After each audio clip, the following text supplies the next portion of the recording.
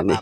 តើការយល់ដឹងអំពីធម្មជាតិនៃច្បាប់និងច្បាប់ធម្មជាតិហ្នឹងតើវាផ្ដល់សារៈប្រយោជន៍អ្វីខ្លះសម្រាប់យើងក្នុងនាមជាអ្នកសិក្សាក្តីជាមនុស្សទូទៅក្តីតើវាអាចផ្ដល់ផលប្រយោជន៍អីខ្លះដែរទេ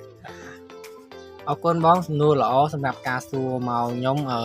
អំពីបញ្ហាសារៈសំខាន់ដែលយើងស្វែងយល់បាទក៏ទៅច្បាប់ពីរហ្នឹងគឺវាសំខាន់សម្រាប់អ្នកដែលរៀនទស្សនវិជ្ជាច្បាប់ហេតុអីទស្សនវិជ្ជាច្បាប់គឺរៀនមិនដូចពួកខាងច្បាប់ទេហេតុអីព្រោះពួកហ្នឹងគឺដើរទៅទន្ទឹងមែនតែពួកហ្នឹងជាអ្នកពិចារណាបាទ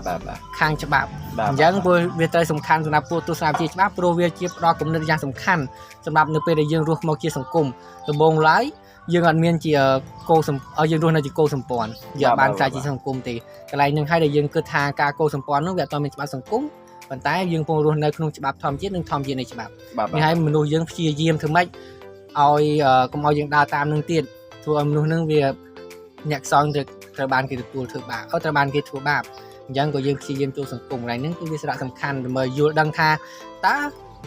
ទង្វើយើងមនុស្សពិភពលោករងថ្ងៃនេះធ្វើហ្នឹងតើពងចូលអីបើសិនយើងសិក្សាពីហ្នឹងយើងដឹងហើយថាដូចខ្ញុំប្រៀបធៀបមិញអញ្ចឹង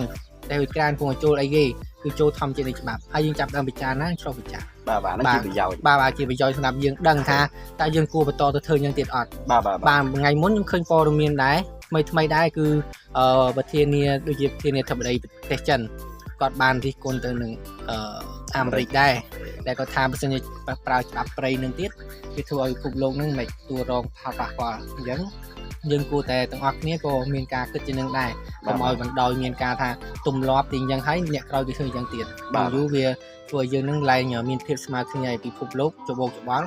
បណ្ដាលឲ្យមានគ្រោះថ្នាក់ហ្នឹងហើយជាសារៈសំខាន់ខ្លះខ្ញុំបានបាទអរគុណ